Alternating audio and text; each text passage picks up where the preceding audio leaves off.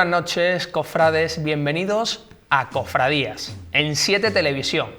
Suena Soledad de San Pablo. Cuando no hay vísperas, tenemos que cantarle a esas vísperas que no existen. Este año no tenemos vísperas de Semana Santa, este año no tenemos vísperas a las procesiones, este año no vamos a estrenar el Domingo de Ramos, este año ni parece que es la hora, ni es la hora. Este año tenemos por delante unos días diferentes, unos días en los que no vamos a poder esperar con ilusión lo que no va a llegar. Podremos esperar con ilusión el sábado de gloria, podremos esperar con ilusión el domingo de resurrección, pero eso es algo que vamos a vivir internamente. En una tierra como la nuestra, en Andalucía, donde necesitamos sentirnos cerca, tocarnos, hablarnos alto, este año, en Semana Santa, no lo vamos a tener. En este año no hay vísperas que cantar. En este año no hay pregón de Semana Santa, porque no hay nada que pregonar. En este año sí hemos tenido cartel anunciador, pero el cartel anunciador no anuncia lo que no va a pasar. Este año tan raro, en el que no vamos a tener procesiones de Semana Santa, nosotros teníamos todo preparado para que vivieras con nosotros las procesiones de Semana Santa. Y eso no significa que estemos tristes, eso no significa que el trabajo se haya ido por tierra, ni mucho menos. Nosotros teníamos preparado para ti un programa muy especial, y te lo digo francamente, muy especial, egoístamente, para nosotros, para Jaime y para mí. Un programa en el que íbamos a cantar a las vísperas y nos trajimos e hicimos venir al maestro del cante a las vísperas, a Antonio García Barbeito. Y tú dirás, ¿qué pinta Antonio García Barbeito hablando de Semana Santa de Málaga? Bueno, pues pinta porque la Semana Santa, como sabes, aquí en Cofradías, en 7 Televisión, la tomamos como algo universal, la tomamos como un sentimiento, sobre todo andaluz. Y escuchar, leer a Antonio García Barbeito hablar y escribir sobre Semana Santa es algo que nos llega a todos a lo más hondo de nuestros corazones.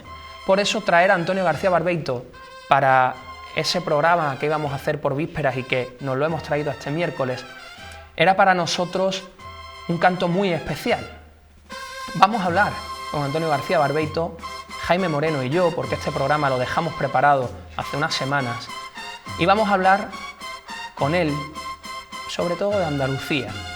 Vamos a hablar de la poesía que hay y que no hay en las cofradías.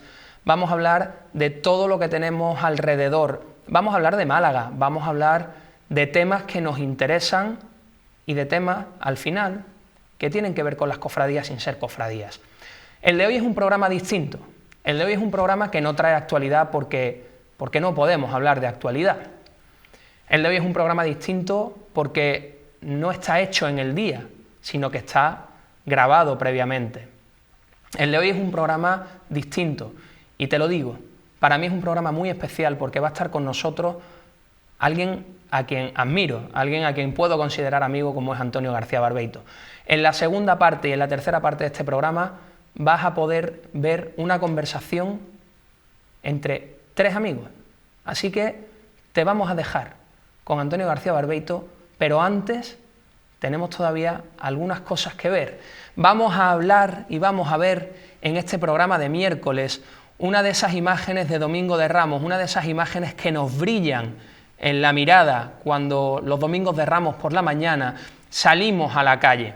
Este Domingo de Ramos obviamente no lo vamos a ver, pero lo vamos a sentir. Este Domingo de Ramos en el que no vamos a poder ver a la pollinica en la calle, sí vamos hoy, miércoles 25, sí vamos a hablar de vísperas porque vamos a hablar del Domingo de Ramos. Hoy quiero que empecemos este programa viendo a la Virgen del Amparo. Vamos allá.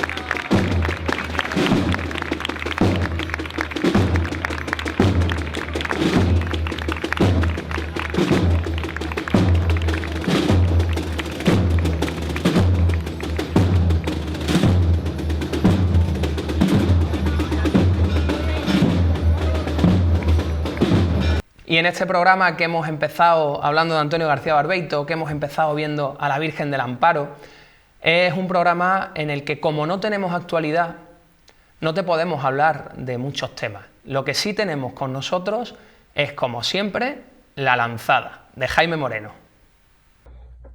Buenas noches. La Congregación del Culto Divino y la Disciplina de los Sacramentos se ha propuesto hacernos la Pascua, pero en septiembre. Esta gracia, trasladada a los obispos de las diferentes diócesis, se refiere obviamente a las procesiones y expresiones de piedad popular que enriquecen la Semana Santa y el Tríodo Pascual y no a la Pascua en sí. Mudar nuestras procesiones a septiembre parece dejar a los cofrades en un lugar muy secundario dentro de la conmemoración de la Pasión de Cristo y la celebración de la Resurrección que propone la liturgia. Trasladar nuestra conmemoración con un párrafo de 3 líneas en un decreto nos deja a los cofrades como masa de católicos que, enfervorizados más que movidos por el fervor, no planteamos la celebración de la Pascua según su calendario tradicional y su ortodoxia, sino según la pasión callejera por el procesionismo. No es la primera vez que durante este papado se proponen cambios en la tradición litúrgica. En junio de 2015, el propio pontífice sugirió la fijación de la Semana Santa en el segundo domingo de abril de forma permanente. Entiendo que desde lo litúrgico, desde lo cofrade, desde la tradición, desde lo temporal ambiental que propone la primavera, la propuesta tiene el mismo recorrido que la polínica un Jueves Santo. Veremos. Bueno, no le voy a dar las gracias a Jaime porque después del corte publicitario lo vais a tener aquí sentado conmigo. Las cosas de tener los programas, algunos programas preparados previamente. Nos vamos a ir a publicidad y nos vamos a ir a publicidad con imágenes. Nos vamos a ir con las imágenes de la Virgen del Gran Poder. Nos vamos a ir hasta el Perchel, nos vamos a ir a esa hermandad de la misericordia y nos vamos a ir con esa Virgen de los bordados de plata, con esa niña a la que tanta devoción le tiene el que fue pregonero Manuel Molina Gálvez. Nos vamos a ir al Perchel y volvemos en un momentito con Antonio García Barbeito. Yo no me lo perdería. Nos vemos. Hasta ahora.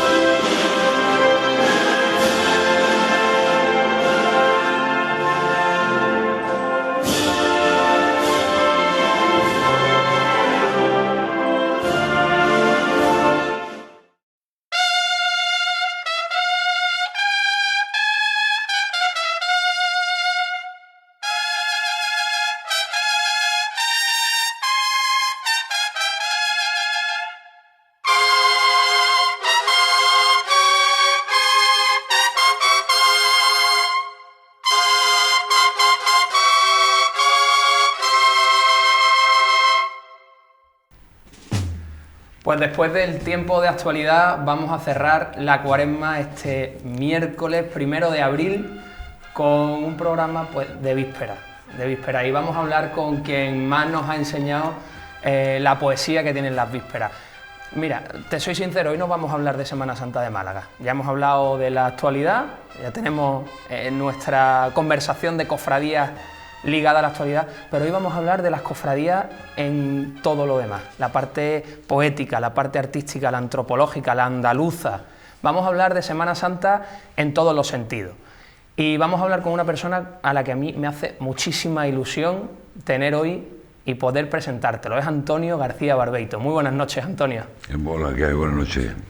Bueno, Jaime, no sé si alguna vez te he contado cómo conocí o cómo llegué yo a conocer a Antonio García Barbeito. Algo me has contado, pero yo creo que merece la pena que se lo cuente a quien nos está viendo. A ver, Antonio lo conozco yo, no sé si te acordarás, cuando Conchita, la viuda de Jaime Campmany, nos puso en contacto. Estaba yo empezando a estudiar la obra de este articulista y columnista español y Conchita me habló de Antonio García Barbeito, que además por aquella época, pues, te escuchaba por las mañanas en la radio, bueno, pues hará ya 12 o 13 años de aquello, y la verdad que tenerte hoy aquí y que hayas accedido a venir y estar con nosotros aquí para hablar de Semana Santa, de cofradías y en general de todo lo que rodea y todo lo que hay de andaluz en torno a la Semana Santa, para nosotros es una alegría. Para mí es un honor estar con ustedes aquí esta noche. Ahora mismo te podemos escuchar en Canal Sur todas las mañanas, seguimos leyéndote en el periódico. No, tenéis que escuchar. Bueno, es obligatorio. Es obligatorio.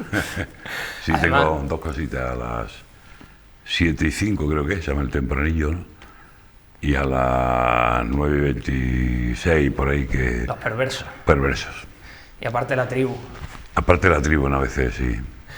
La verdad que hablar de Antonio García Barbeito en el mundo de las cofradías es difícil, Antonio, porque es muy difícil no ha sido nunca un perfil cofrade.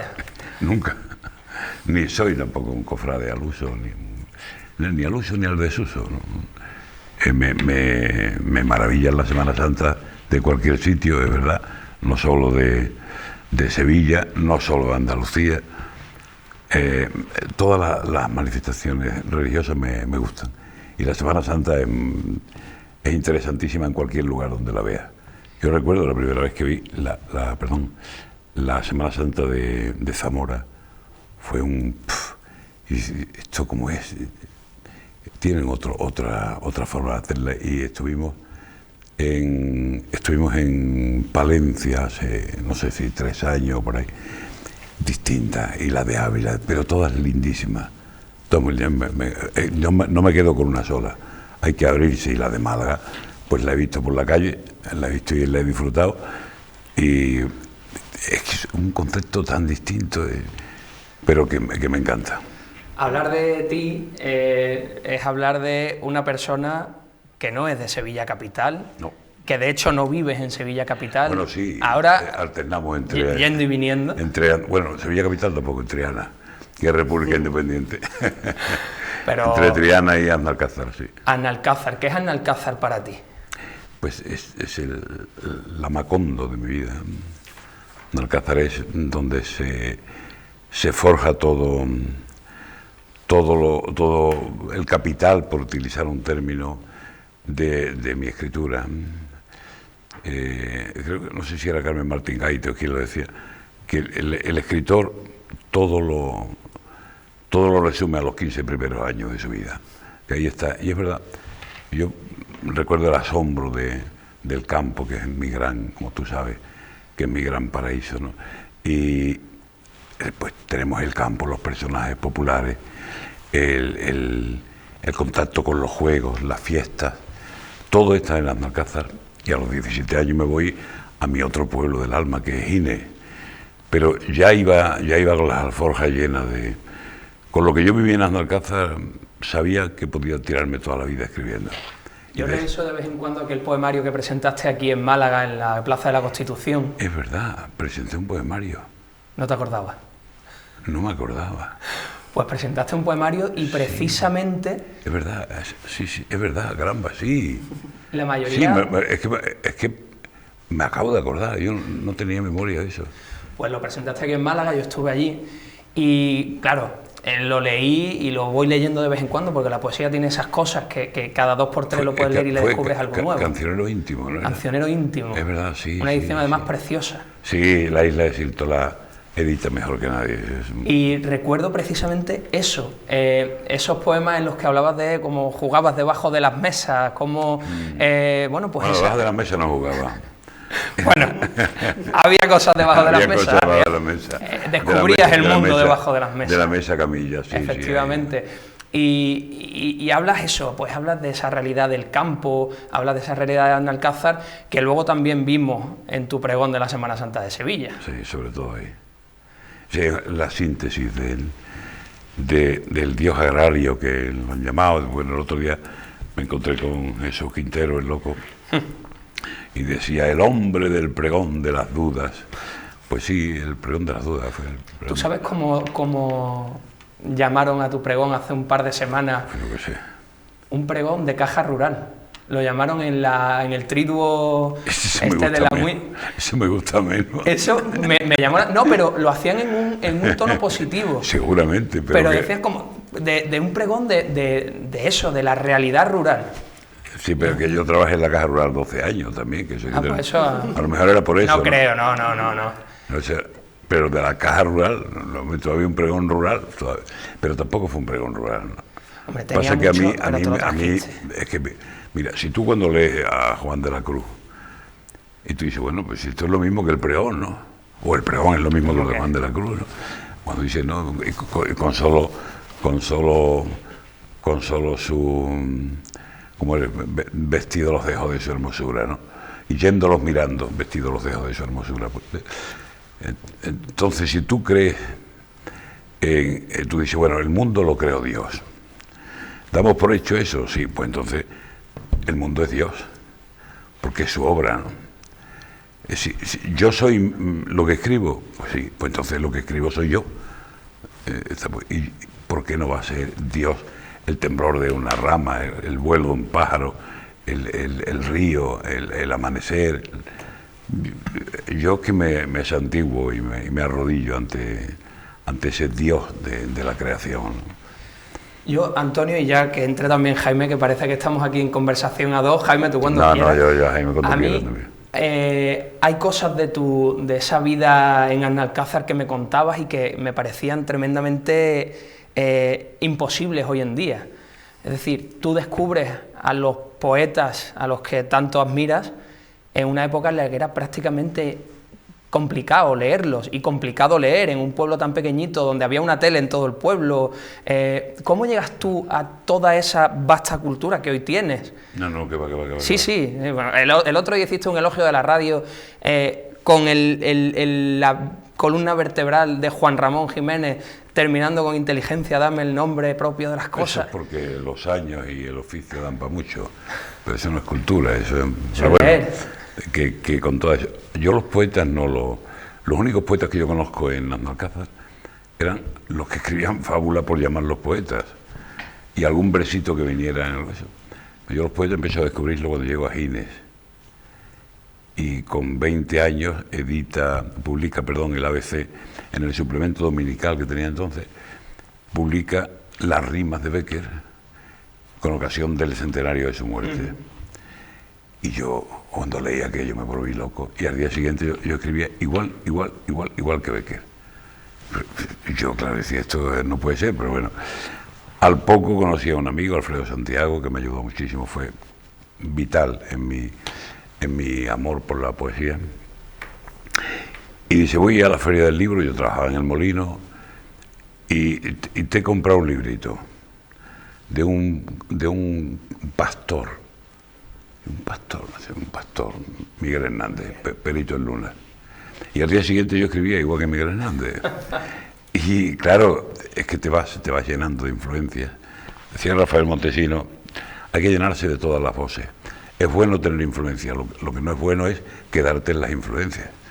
Tienes que llenarte de todas las voces, pero al final tienes que descubrir tu propia voz y que tu propia voz sea la que suene. Y claro, yo me iba llenando de voces y un amigo decía, ¿tú no has leído a Machado? No, tienes que leer a Machado. llegaba otra vez, tienes que leer a Juan Ramón, tienes que leer... Yo cuando descubrí a Juan Ramón, que es mi gran poeta, es Juan Ramón. Y claro, después sisaba un poco del sueldo y de jornada, y me compré las obras completas de Lorca que editó en Argentina Aguilar. Y bueno, en mi casa, yo cuando mi padre se enteró me había gastado 750 pesetas en un libro, me quería matar, igual que cuando me gasté 800 pesetas. Yo se lo sisaba a mi padre, tenía la edición de Aguilar la tengo. editada en Buenos Aires y la tengo en mi casa. Y así fue, llenándome y tratando de encontrar mi voz, y sobre todo tratando de completar el poema de Juan Ramón. Yo lo que necesitaba eran nombres para las cosas, yo sabía dónde estaban las cosas, y sabía que quería nombrarlas, pero no podía, ¿no? Y esa impotencia.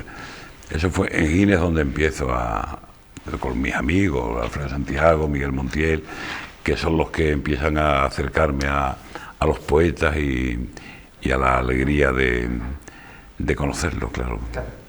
Bueno, hemos hablado del pregón como hito para el mundo cofrade, no solo sevillano, porque es un pregón con un carácter totalmente universal a la hora de componerlo, de pensarlo y de soltarlo, ¿no?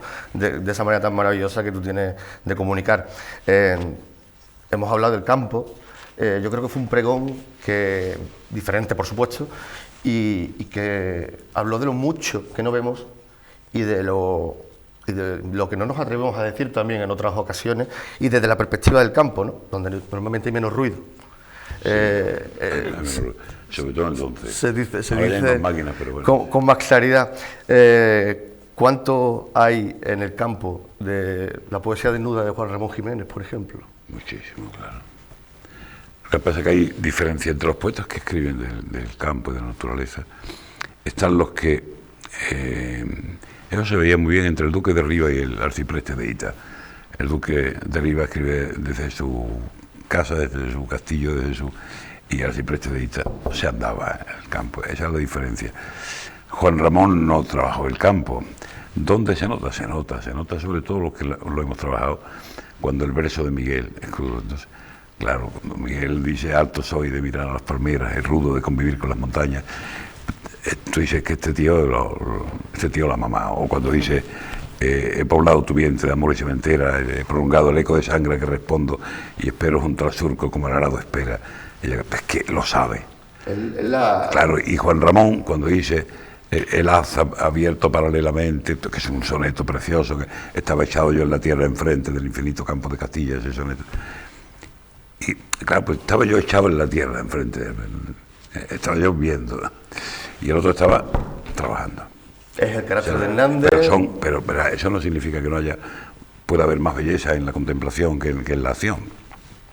Pero hay que saber distinguir. Muñoz Roja escribe del campo para comérselo, pero escribe desde lo alto del caballo. Sí, hablar de Juan Ramón era sobre todo hacerme eco de la desnudez del paisaje, sí. Mucho más Hernández, y también tu disertación fue con toques de Machado, con toques de Lorca. ¿Por qué Andalucía es capaz de parir tantos poetas? Yo creo que es un fenómeno de la luz. Aparte, hombre, quizás sea muy poética la definición.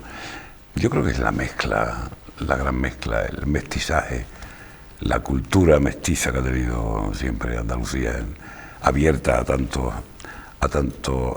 voz y a tanto paso y a tanta palabra que le llegaban. Yo creo que ese ha sido el gran acierto, a lo mejor involuntario, de los andaluces. Pero si nos vamos, por ejemplo, al descubrimiento de América, Sevilla, Puerto de India, y mayoritariamente, de hecho, el español que va allí es el sevillano más que el español. De hecho, se conserva todavía el seseo en la gente de Buenos Aires. El andaluz no ha tenido nunca, sobre todo el andaluz, otras partes de España también, ningún inconveniente en mezclarse con... Los ingleses llegaron y no se mezclaban con nadie, pero los andaluces llegan allí y se mezclan. Venga, me voy a echar de novia aquella india tan guapa y tal y cual, y de hecho, y aquí se está viendo ahora. Yo creo que esa corriente de tantas de culturas principales, ¿no? Que, de hecho, ¿por qué Roma levanta Itálica? ¿Por qué el califato? Es que todo eso, pues eso te da una perspectiva y te da una vida y te da claro, y eso tiene que parir a la fuerza de riqueza, ¿no? Claro que estamos hablando de cuando otros pueblos españoles no sabían distinguir una piedra del pan, porque no conocían el pan, nosotros teníamos alumbrado público y estábamos exportando médicos, matemáticos, filósofos. Es que eso es así, pero bueno, porque entraba, porque los dejamos pasar, porque los dejamos entrar, bueno, o nos conquistaron, una de dos, ¿no? Pero bueno, o te vas a Granada, lo que se vivió en Granada con el mundo nazarí. Yo creo que es la cultura, pero también bañada por la luz. La luz te condiciona mucho. Mucha creación poética, pero también mucha creación plástica en Andalucía. Y por arrimar un poco el ascua a nuestra sardina, vamos a llevárnoslo al contexto urbano y a la Semana Santa. ¿Cuánta poesía hay en la Semana Santa y cómo es esa poesía? Pues realmente muy mala. La que tiene en sí la Semana Santa es muy buena. La que no sí, está yo me refería a la propia... A la figura, ¿no? Claro, lo que tiene de poético, Exacto. eso sí, riquísimo. Lo malo es no saber nombrarlo. Yo ahí te quiero preguntar, porque sí, porque me he leído muchas veces tu pregón, lo he escuchado, y digo, ¿cómo puede ser capaz de no dar un nombre propio de los que conoce bien? Es decir, ¿qué dirás de la mía? No hablas de ninguna, hablas de todas, pero no hablas de ninguna. Das un nombre propio que es el final, que es Sevilla, pero no das un nombre propio conociendo el nombre propio de todas las cosas que quieres nombrar. ¿Qué te lleva a eso? Porque... No lo sé. Te digo porque Es que no lo sé. seguramente en aquel momento, hace 10 años, te lo preguntaran, pero con el paso de estos 10 años... Yo creo que lo tuve claro desde el principio, pero ahora mismo yo no soy capaz de darte una respuesta que me convenza a mí.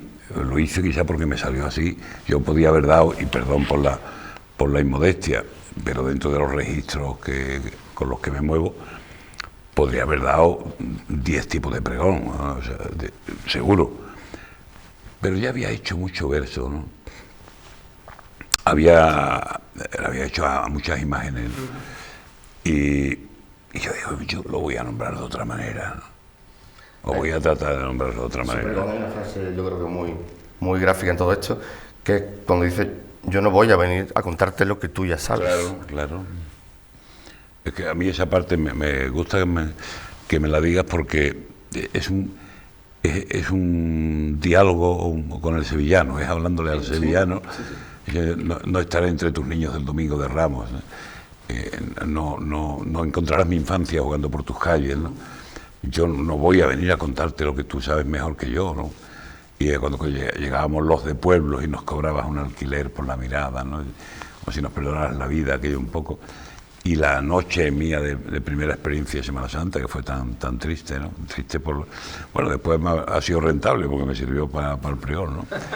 Y cuando digo, me fui allí donde muerden el tiempo las almenas y tiembla 5 veces la esmeralda. Es una parte muy melancólica. ¿Cuánto hay de melancolía también en todo esto? Sí, sí. Es que, verá, hay un homenaje a mi padre. Mi padre muere un miércoles santo. Y entonces enterramos un jueves santo. Es cuando yo hablo de cuando un sayón con bata blanca y fonendo nos leyó la sentencia, ¿no? Claro, ese es el paso más importante que hay la muerte de mi padre, ¿no? Sí, y después, bueno, nostalgia, no sé. Pero el propio fenómeno de la Semana Santa tiene mucha melancolía, sobre Sí. todo cuando pasa. Como cualquier cosa que se vive mucho. Vamos a ver. Yo voy a lo mejor a la fiesta de Santiago, a mi pueblo, y yo no estoy viendo lo que estoy mirando. Estoy viendo a mi madre, la estoy viendo abanicándose o volviendo de misa, o estoy viendo a mi padre con sus amigos tomándose una cerveza, o me estoy viendo a mí mismo jugando con los amigos. Esa es la cuestión cuando las tradiciones se mantienen. Por ejemplo, ningún chaval de hoy que tenga 40 años puede tener nostalgia de las Cruces de Mayo porque no las vivió.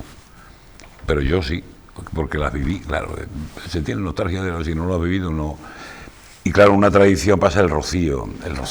Yo tengo encima tantos rocíos que es que no tengo más remedio que sentir nostalgia y sobre todo en Gine hay una rumba, creo que que dice, ya no están muchos de aquello, pero está lo que dejaron. Claro, está esa huella, ¿no? Y tantas crónicas que yo he escrito de Gine, porque para mí el Rocío es Gine, empiezas a distinguir unos ojos, un perfil. Esa niña es de fulana porque tiene los mismos ojos que su madre, ese chaval es de Mengano porque anda igual que Mengano. Y esa es la nostalgia, esa es la tristeza, si quieres, pero es que son alimentos del alma, ¿no? ¿Y tú no piensas que esa forma de ver las cosas también la estamos perdiendo con la vida que tenemos hoy? Porque a mí me da esa impresión. Yo creo que hay otra forma de tenerlo, y otra forma lo perdemos tú y yo, a lo mejor, porque tenemos esa parcela, pero ellos tienen otra forma de verlo y de vivirlo. No se va a acabar la nostalgia ni la memoria, no se va a acabar, claro que no. Lo que pasa es que se acaba tu memoria y la mía, claro, pero no la de ellos. La nostalgia de ahora es más inmediata, es una nostalgia de ayer, no de hace años. Esa es la impresión que me da a mí. Bueno, ya será de ayer, algún día será de ayer. Nosotros entonces ya no somos los mismos, como dijo Neruda, pero yo recuerdo a mi padre y a mi madre hablando de su juventud, y yo a mí no le encontraba sentido aquello. Esta gente se cree, pues claro, igual que ahora yo me lo creo yo, ¿no? Siempre pensamos que lo antiguo es mejor, claro, ¿eh? Sí, cualquier tiempo pasado fue mejor. Tuvimos aquí, Antonio, un periodista que es cronista de la ciudad de Málaga, porque es articulista, se llama Pablo Ujolance. No está relacionado en el contexto cofrade directamente, pero como nos gusta ofrecer... Sí, creo que lo leí alguna vez. Sí, nos gusta ofrecer otras perspectivas y que nos conozcan o nos hablen de nosotros mismos, pero desde otro lado, porque el ombliguismo no te va a llevar absolutamente a nada. Pues le preguntamos de qué material estaba hecha la Semana Santa. Y él nos dijo, coincidió en parte con lo que tú has dicho de cuando ibas al pueblo, nos dijo que de memoria. Claro. Que la Semana Santa está hecha de memoria. Las grandes tradiciones que se mantienen están hechas de memoria. Es en la túnica que esta túnica fue de mi padre o de mi abuelo, está la plancha a mi madre, que todo cómo no se va a perpetuar. El otro día, no para contemplar. El otro día escribí un artículo que se llamaba Resurrección y hablaba de unas clivias, una bella Raquel, que le decía a mi madre, una planta, empezó a florecer del otro día, ahora 10 o 15 días. Y claro, yo estaba viendo a mi madre en aquella flor, es la memoria, es la memoria. Y cuando te pones a cocinar alguna cosa, a mi mujer le gusta mucho las torrijas, bueno, pues yo me pongo a hacer torrijas. Y las manos que están haciendo las torrijas son las manos de mi madre. Porque eso es muy hermoso. Que no te consideres tú el amo del mundo, sino que tú eres un heredero de tantas cosas, ¿no? Y eso es hermosísimo. Por cierto, Málaga está para comérsela. Hace unos días estuvo aquí... sí, tengo perdonadme que me salga del guión. Tú sabes que un piropo siempre viene bien. No, pero si no es un piropo, es un reconocimiento. Y un reconocimiento, fíjate, lo hablaba ayer con dos amigos en Sevilla, estábamos comiendo, dos sevillanos, bueno, uno murciano. Y coincidíamos pero vamos, está afincado en Sevilla. Que ¿dónde estaría esa efervescencia cultural de Málaga? Que está preciosa en todos los órdenes, pero además está preciosa culturalmente, ¿no? La gran oferta que tiene, la limpieza en tantos sitios. Y hablábamos del alcalde Paco de la Torre, ¿no? O Francisco de la Torre, perdón por lo de Paco. No, aquí se le conoce como Paco de la Torre. Ha sido un hombre sin estridencias. Ha sido un hombre que ha dicho piano, piano. El ora et labora. Por este caso, calla y labora, ¿no? Y ha sabido, en este proceloso mar de la política, ha sabido mantener una actitud elegantísima. Ha sido un señor siempre.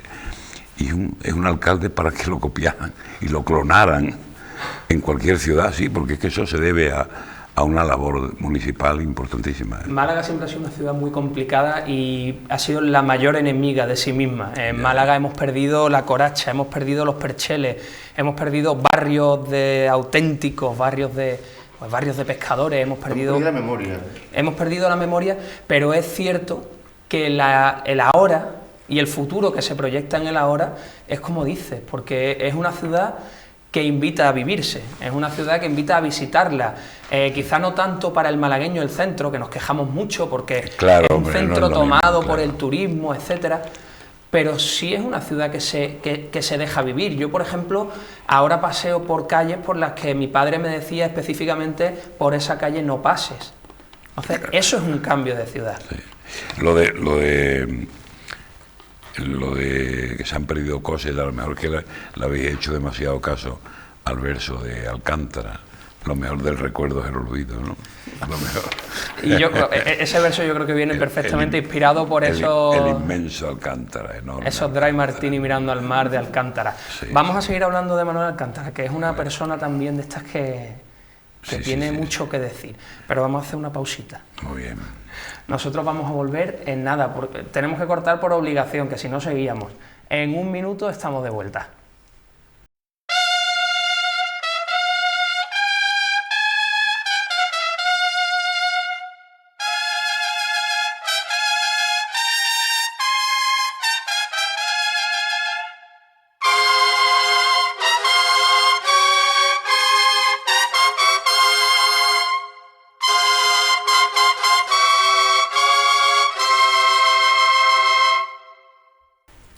Nos íbamos hace un momentito hablando de la inmensa figura de Manuel Alcántara. En los últimos tiempos hemos tenido pérdidas irreparables en nuestra cultura. Eugenio Chicano, el propio Manuel Alcántara. Y yo creo que si alguien ha sabido contar y cantar a la ciudad de Málaga y sobre todo también a su Semana Santa, ha sido Manuel Alcántara. Manuel Alcántara es uno de esos articulistas que vienen a seguir la estela pues, de Jaime Capmany, porque cuando Capmany escribía columnas, Manuel Alcántara hacía crónicas de boxeo. Sí, claro. En verso es muy superior Alcántara a Capmany. Sí, Capmany en verso era romancero muy... Bien, bueno, no, tiene poesía Sí, que no era los romances. Te doy mi palabra, creo recordar. No, eso no es una selección de artículos. Selección de artículos. Yo es que tengo No, pero casi él todo. tiene escrito poesía, Jaime tiene un... Las alas de la mariposa. No, eso novela, es una trilogía. No doy una. Sí, no es las alas, es la mitad de una mariposa. La mitad. Es la mitad de una mariposa, el A otro Capmany es... hace mucho que no lo leo, por el eso otro estoy es errando tanto. El pecado de los dioses, y la tercera no me acuerdo ahora mismo, no me acordaré. Pero es una trilogía de novelas. Pero Jaime de chaval escribió mucho verso, era un loco de Hernández. Un loco de Hernández, lo adoraba. Es que coincidíamos en el estudio de COPE y siempre había un soneto que nos unía, ¿no? Me tiraste un limón y tan amargo, o salía por tu piel la blancura, donde cesan 10 partes la hermosura. Siempre había una referencia a Hernández, ¿no? Y él lo adoraba. Y tiene él una elegía a Hernández, escrita en el año 52. Estamos hablando de Jaime del siglo XXVIII. Pues el 28, de 8 a 12, 24 años, tiene una elegía a Hernández en 300 encadenados, en endecasílabos, un poco basada en la elegía a Ramón Sigé, ¿no? Claro. Y es una maravilla, está muy bien escrito, pero él dice, poeta mi hija, y es verdad, su hija Laura. Sí, Sí, Laura Laura además es premiada, conocida. Pero no, y aunque no la premie, da igual. Sí, Un premio siempre viene bien para pero el reconocimiento. Laurita escribe. Pero a mí hay una cosa de Capmany, por ejemplo, y ya entroncamos otra vez si quieres con Manuel Alcántara.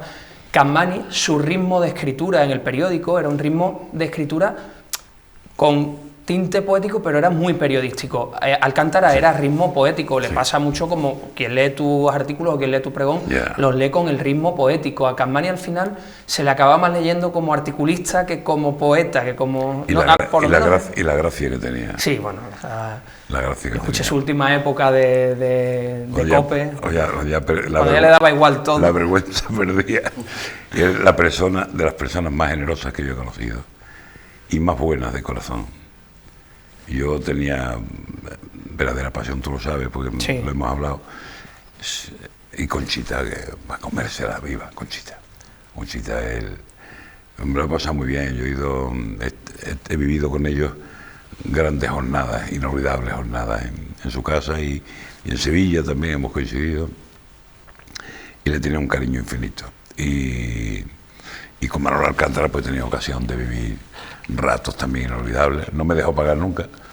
Me invitaba a comer en María, ¿se puede llamar? Sí, claro. Está cerca de donde está el... Donde tenía museo, donde estaba la sede de la fundación, efectivamente, una arrocería estupenda. Sí, comíamos allí. Nos tomábamos antes una copita y se fumaba sus cigarritos allí y eso. Pero Manolo es un tío descomunal, muy generoso, muy generoso como poeta también. No hablo ya en el bolsillo, ser generoso escribiendo. Se notaba, ¿no? Dije, cómo escribía y la música que tenía escribiendo. Es eso. La música, en la música de las palabras, escribiendo en prosa. Tengo un artículo, si lo hubiera sabido, no me hubiera acordado, lo hubiese traído. Se titula Tres tenores. Y empieza con un soneto, fíjate, no me acuerdo ahora mismo. Pero está dedicado a Jaime Campani, a Manolo Alcántara y a Eladio Cabañero, que eran muy amigos entre sí. Pero tengo que encontrarlo, te lo mandaré, ¿no? Tres tenores. Lo buscaremos. Y porque a los tres les gustaba vivir y beber y escribir, vivir, escribir y beber. Eladio Cabañero, como sabía, era de Tomelloso, era un poeta que fue menos conocido que hecho a sí mismo, aquí en Málaga. Pero era muy querido por los dos, por Manolo. Manolo le publicó en una antología que hizo Eladio, se la prologó Manolo Alcántara. Y Jaime Campani me hablaba muchísimo de él, pero un magnífico poeta, Eladio Cabañero. Y los otros dos, pues dos monstruos, ¿no? Yo me reío tanto con Jaime. Yo quien discute la obra de Campani por posiciones ideológicas, etcétera, tenemos que hablar de la literatura, tenemos que hablar de la musicalidad, tenemos que hablar de todo. Pues sí que Jaime Campani, mira, yo no voy a decir cuál era, no voy a entrar en su pensamiento, en su idea política. Eso es que además me da igual. Por eso. Es que hay tanto aprovechable en él, que si hubiera algo que yo no aceptara o le pusiera pega, me traería sin cuidado. ¿Tú te crees que ves a una mujer guapa y dice, caramba, le ha caído una mijita no sé qué en el zapato? Que eso no puede menoscabar la inmensidad de la belleza. Pasa lo mismo con Jaime Campani. ¿Qué pensaba él políticamente? Yo no sé, la idea que tenía, ¿no? Tampoco se lo pregunté, que no era del Partido Comunista, eso sí lo sé. Pero que después luego es un tío que en su práctica, un tío que era generoso, buenísimo, solidario, con el resto, Jaime había que echarle como parte, y que defendía la verdad y era...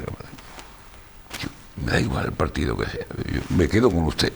Claro. Me quedo con usted. Y si después la papeleta la echa usted, pues bueno, pues a lo mejor a la papeleta le pongo pega, pero a usted no se la voy a poner, ¿no? Antonio, si nos vamos, y hablando de Alcántara, que sí escribió cosas bellísimas sobre la Semana Santa, hablabas antes de esa poesía que hay en torno a la Semana Santa. ¿Qué tiene de poesía esa poesía que muchas veces no es poesía? Pues ya tú acabas de decirlo, no tiene nada. He editorializado la pregunta porque en eso yo creo que convenimos, porque el ripio, la rima fácil, el querer ser lo que no se es. A mí no se me ocurre escribir un soneto porque yo en la cabeza no tengo la sonoridad, no tengo el ritmo. No tienes el metro dentro, claro, sí que eso es como el cante. Lo intenté una vez y fue horrible. Sí. Jaime lo sufrió. Sí, yo tenía un amigo que el pobre se empeñaba y me decía, mídeme esto a ver si está bien. Y yo le decía, en el momento en que me estás diciendo mídelo, ya te estoy diciendo que no sigas. Si no tienes el metro dentro, es que tienes que tener la música dentro. Yo, ahora ha habido hace poco en Sevilla un espectáculo bellísimo, yo no lo he visto. Se titula, era un homenaje a este caramba, el de Alameda, me acordaré, me tengo que acordar, no es. Pepe Roca. Y vino Manolo Maravillón a hablar conmigo, me dijo, oye, mira, tal, un espectáculo que, ¿cómo se titula el espectáculo? Digo, Una noche de error desesperada. Digo, muy bien, es un endecasílabo. Pues, y dice, campo, yo no me había dado cuenta. Digo, sí, es un endecasílabo, ¿por qué? Porque ha sonado como un endecasílabo. Y yo muchas veces a lo mejor estoy con mi mujer o con algún amigo y me dice una frase y le digo, acabas de decir ahora mismo 3 octosílabos. Y no te has dado cuenta, tengo el metro dentro, ¿no? Yo no he medido jamás. Yo cuando hice el pregón de la Semana Santa, puedo equivocarme, fíjate, puedo equivocarme, porque a lo mejor no mida una esdrújula. Ya ahí no entro, yo no he estudiado preceptiva ninguna, yo no, todo de oído, ¿no? Pero el ritmo sí lo he tenido siempre. Y Antonio, ¿qué métrica tiene la Semana Santa? Un paso de palio, por ejemplo, ¿qué métrica usa? La Semana Santa, como tantas cosas en Andalucía, es muy octosílaba. Es muy octosílaba. Habrá momentos que incluso no tengan letra, y hay momentos que tienen letras alejandrinos, pero son los menos. Por lo general, el metro de la Semana Santa es el octosílabo porque somos una lengua romance. Es un romance. Claro, es que lo tenemos dentro. Cualquiera es capaz de hacerte los versos más espantosos, pero bien medidos. Te puedes encontrar... Poesía de laboratorio, digamos. No, ni de laboratorio. Bueno, no se puede llamar poesía, no, seguramente. Es muy caro. Pero, y sobre todo a mí lo que más me molesta es cuando te quieren convencer a voces. Lo que tiene es regular, ¿no? Y él sabe que es regular. Pero si yo te lo digo a voces, ya me tienes que tocar las palmas. Y atrapa, que rima con guapa, y si lo digo más alto, para adelante. Yo, el otro día me entrevistaron en Canal Sur con ocasión del primer día de mi intervención. Y Charo Padilla tuvo un detallazo y puso, yo desde entonces no lo había oído, puso el primer soneto de los 3 sonetos con los que empiezo, ¿no? Parece que es la hora y no es la hora. Y yo tenía tan claro de que tenía que empezar con sonetos, lo tenía muy claro, tan claro como tenía que terminar con octosílabos. Las décimas y demás, yo le demuestro a usted que puedo hacer esto y esto y esto. Y ahora una prosa, a mí me gusta más la prosa. Y el pregón creo que tiene mucha poesía en prosa. Es prosa musicada, sí. Y prosa poética. No, incluso ahí, cuando lo que tú acabas de decir, no estar entre los niños del domingo de Ramos, es un alejandrino. No encontrarás mi infancia si buscas por tus calles, lleva la música, el ritmo. Sí, porque junto a la métrica está el compás, ¿no? Claro. Una cosa es la métrica, otra cosa es el compás. Pero es verdad, en la Semana Santa hay espantos. Y no sé por qué se empeña. A mí no se me ocurre decir, voy a hacer una corona a la estrella.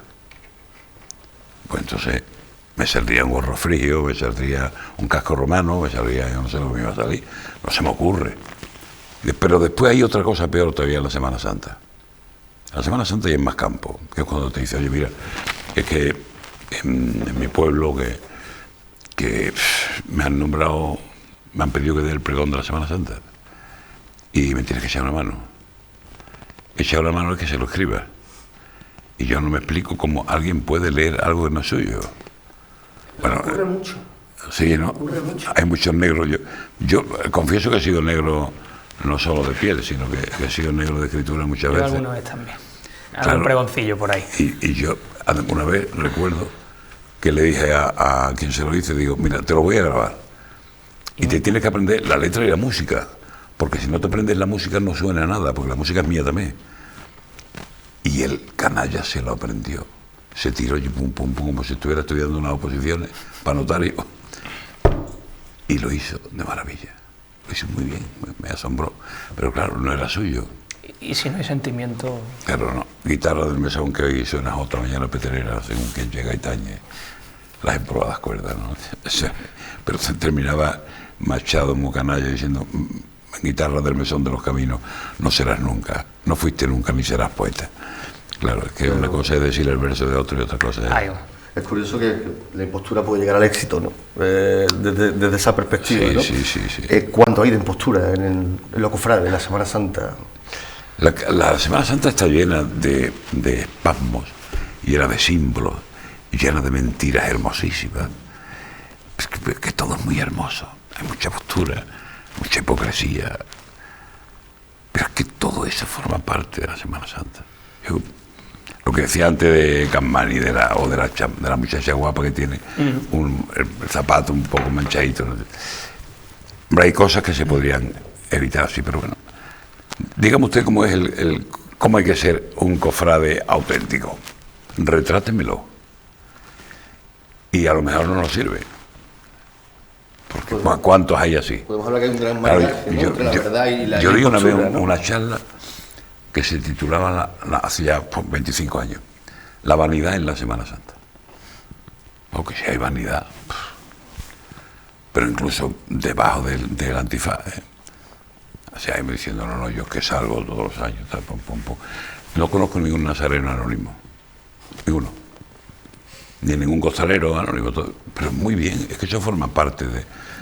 En el Rocío, me decía, mire usted, en el Rocío esto es un desmadre. El Rocío es una gran verdad, llena de grandes verdades y de grandes mentiras, y es verdad que hay quien va a abusar de un empleado, pues sí, y hay quien abusa del caballo, también, pero también está el que te da la comida si no la tiene, que te ayuda, te monta en su... No podemos coger, todo vale, todo vale. Es un mundo inmenso que tiene mentiras, verdades, cosas buenas, cosas malas, tiene un montón de cosas, pero bueno, déjalo. Que me ha construido así desde hace muchísimo tiempo. Es que, Jaime, si le quitas a la Semana Santa todo lo que creemos que le sobra, yo no sé si lo que queda nos iba a gustar. Claro. Yo creo que desnudarla de formas te va a quedar un contenido que a lo mejor, como tú bien dices, no sería el que nos identifica. Yo la veo preciosa. Y yo voy a pasar un paso y dice, es que se está hablando de los varales. Y usted que se ha tirado 2 semanas limpiándolo. Y para él lo más interesante son los varales porque lo ha limpiado él. O las flores, están con un cuidado con las flores. A él lo que le interesan son las flores, claro, me dice que las ha puesto él. Y la otra que le ha puesto el rostrillo a la Virgen, la ha vestido. Pero es que todo es... Pero es un mundo riquísimo. De una noble vanidad. Pero es un mundo riquísimo. Y yo prefiero que mi hijo esté metido en una hermandad y salga incluso de costalero y con una banda de música antes que esté tirado por ahí con la botellola, ¿eh? Antonio, yo lo prefiero. ¿Hace falta gente como por ejemplo Alfonso Grosso que desnude esas mentiras? Otro monstruo. Eso. Otro monstruo. Campo, esa... Alfonso yo tuve la suerte de conocerlo y de tratarlo bastante, y sobre todo cuando ya estaba rematadamente loco. Y pretendía darme fuego con un cenicero, con un azucarero. Y yo diciendo, no, ahora no lo voy a encender, Alfonso. Ahora, pues, me está dando con un azucarero dándome fuego. Imagínate cómo estaba. Pero cómo escribía. Yo es que creo que Eso es el barroco. ¿Habéis leído Giralda? No sé si lo habéis leído. Una maravilla.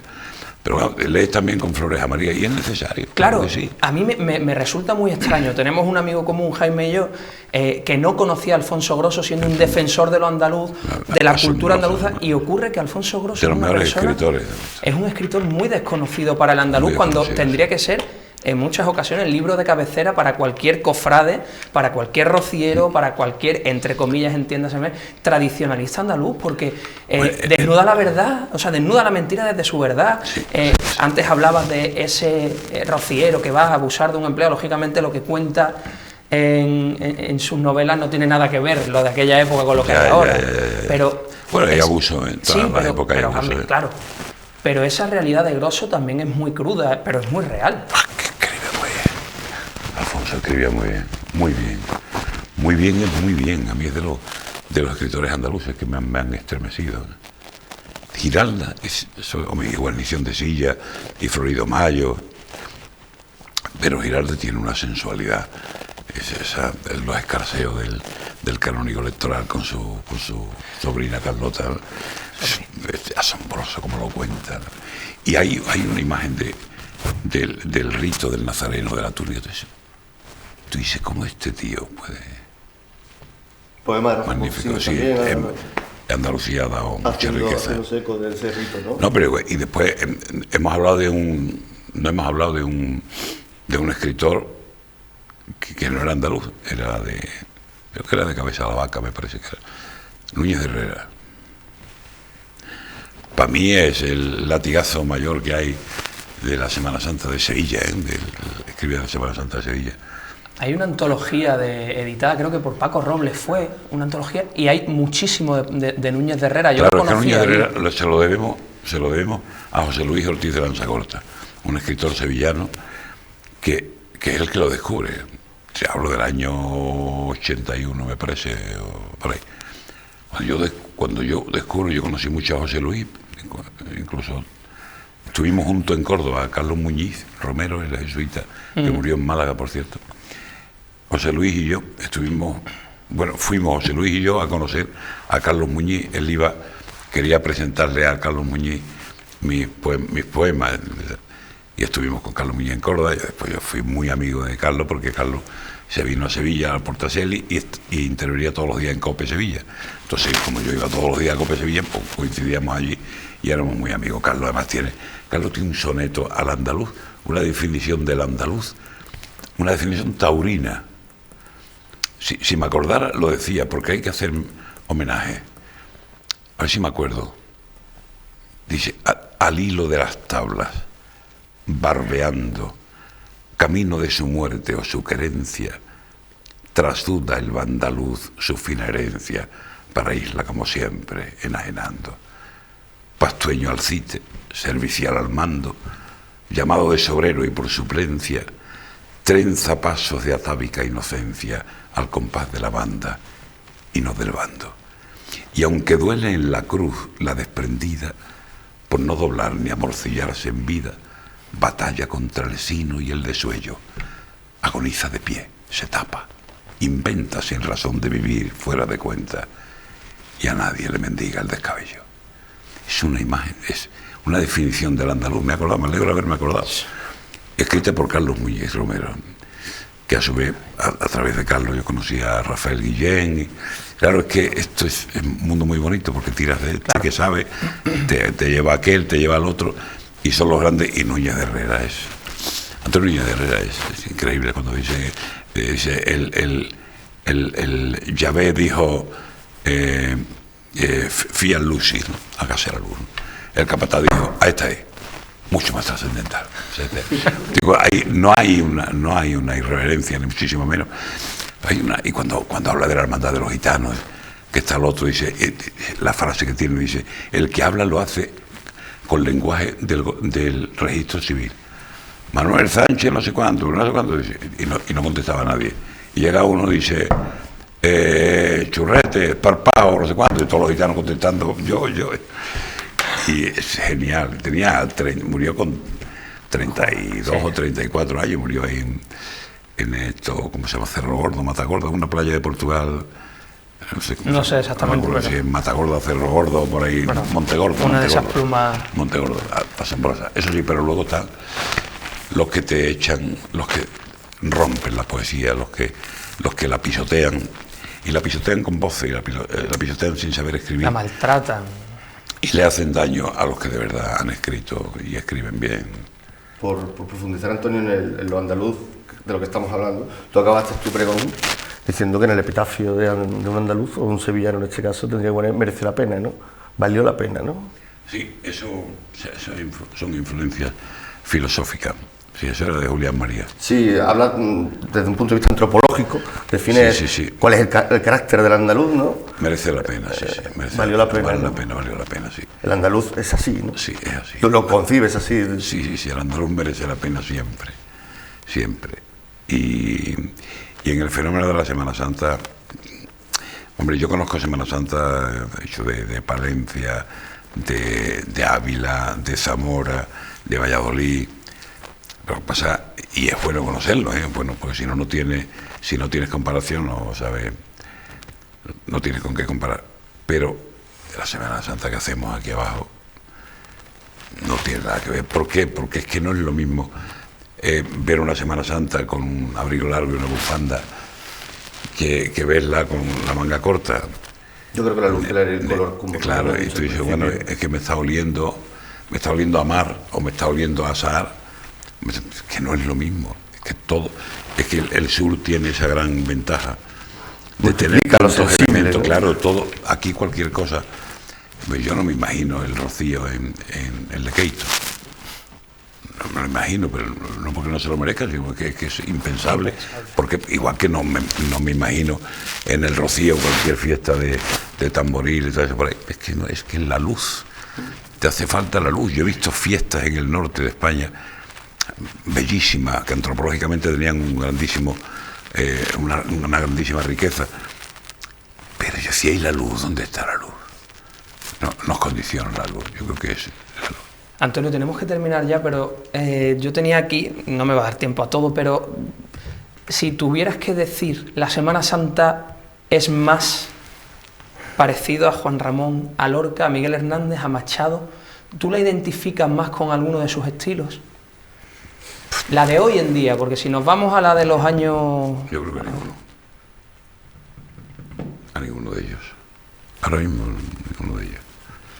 Creo que ninguno, quizás Federico, por aquello de Federico pueda cantar más la gracia. El pregón de Semana Santa de los que han nombrado lo daría mejor Federico. Sí. Porque era capaz de hacer cualquier cosa. Claro, pero uno, cuando vive el día a día de las cofradías, si lo vemos desde un punto de vista más religioso, cabría la parte de Machado. Claro. Si lo vemos, claro. Bueno, yo quería Machado, hacer la reflexión más larga, Machado, pero es que nos hemos... y Juan Ramón también. Claro. Casi que Miguel es el único que se lo tendría que llevar a una parte más Miguel se lo familiar. Miguel se lo haría a los costaleros. Exacto. Miguel se lo haría a los costaleros y se lo haría a la Guaó, también importante, pero bueno, no sé, cada uno lo haría. Y en cuanto a eso, yo creo que sí que encajaría lo místico, Juan Ramón, claro. Y Federico sería el pregón de aplauso cada 10 minutos. Sí. La locura, la genialidad, el latigazo. Pues Antonio, ha sido un placer. A mí también. Me ha hecho muy corto. A mí se me ha olvidado dónde estaba. Creí que estábamos... Sí. Yo creo que por terminar, y como hemos empezado, estamos en vísperas, y esas vísperas, Son las vísperas, que, como diría Sabina, son las de después, las que están por llegar. ¿En qué pensaste para definir de esa manera tan categórica y tan poética esas vísperas que abren la primavera, ¿no? Y abren la Semana Santa? Es que yo no soy muy previsor. Creo que tampoco soy previsible. Yo escribí lo que me salió de las tripas. El pregón creo que tiene trabajo muy poco. Estaba todo aquí y estaba todo aquí. Y estaban las tripas también. Y yo empecé a escribir. Y recuerdo perfectamente lo primero que escribí. Cuando algo sale porque está dentro. Claro, pero no me dejé llevar por nada, ¿no? Y leía... Había leído a San Agustín. A San Agustín lo leía. Me preguntaron qué libro estás leyendo sobre San Agustín. Porque me gusta mucho. Pero después yo no he buscado, no, para ver qué digo. Oye, ¿qué han dicho de esta y qué han dicho de aquella? Y qué han dicho, no, si yo no voy a decir nada. No voy a decir nada ni quiero que me toquen las palmas, yo quiero que me escuchen. Porque si no les gusta, que después me tiren piedras si hace falta. Pero yo no vengo aquí a que me toquen las palmas, yo vengo a que me toquen el silencio. Y quiero hablar, me han pedido que hable y voy a hablar. Y ni voy a beber, ni voy a arrancar un aplauso, ni lo voy a forzar, muchísimo menos. Hay versos que tienen la cabeza corta para que no aplaudan. Estaba hecho, es profesor. Pero bueno, yo fui feliz. Y ahora mucho más, porque caramba, hasta ya te llama un cartelista y te dice que 10 años después de haber dado el pregón, me ha inspirado tu pregón para hacer el cartel de la fiesta de primavera. Poca alegría, ¿no? Te puedo asegurar que con quien he hablado yo aquí en Málaga de tu pregón, no eran aplausos, eran ovaciones por dentro cada vez que te escuchamos. Fue un auténtico placer. Poca alegría me da, Jaime, lo que me dice. Un auténtico placer, sí señor. Me da alegría. Uno de esos que han pasado a la historia y van a estar ahí, pero no ya para la Semana Santa de Sevilla, sino en general para la Semana Santa. Sí, a mí me alegra mucho que me lo piden. Me lo piden luego. Y además en muchas televisiones y programas meten el soneto o meten... Me gusta más que metan el soneto que no una décima Sevilla. Porque es más, lo que tú hablabas antes, es mucho más universal, ¿no? Claro, la pregunta, si en mi pulso ya siento su latido, ¿qué será cuando al ver que ya ha venido la semana de Dios me suene dentro, ¿no? Pues es más universal, ¿no? Y eso vale para Sevilla, vale para Málaga, vale para cualquier sitio, ¿no? Pero sobre todo cualquier sitio andaluz, ¿no? Esa fue la capacidad que tuvo, entre otras cosas, de identificación con una amplia población, no solo el reducirlo a Sevilla y a su... Hombre, también es un pecado, porque era el pregón de la Semana Santa de Sevilla. Bueno, pero el fin lo dejó todo claro. Sí, me alegro. Antonio, muchísimas gracias. Querido Fran, a ti y a Jaime, gracias a vosotros. Y voy a ver si veo un ratito más, hombre, que tengo ganas de, ahora te la enseñamos, de disfrutar. nos vamos a las calles y lo vemos. Muy bien. Jaime, parece que es la hora y no es todavía por poquito. Pero le falta un poquito de manecilla de reloj. Estamos el último miércoles de Cuaresma, sí. El domingo... Empezará todo, se abrirá el telón. Estaremos ahí. ¿Qué te vamos a decir? Que disfrutes la Semana Santa, que disfrutes de los días en la calle, que disfrutes, como dice Antonio García Barbito, del tiempo de la luz. Así que nos veremos en la calle, nos vemos en Semana Santa. Como siempre, sé libre y sé feliz. Buenas noches.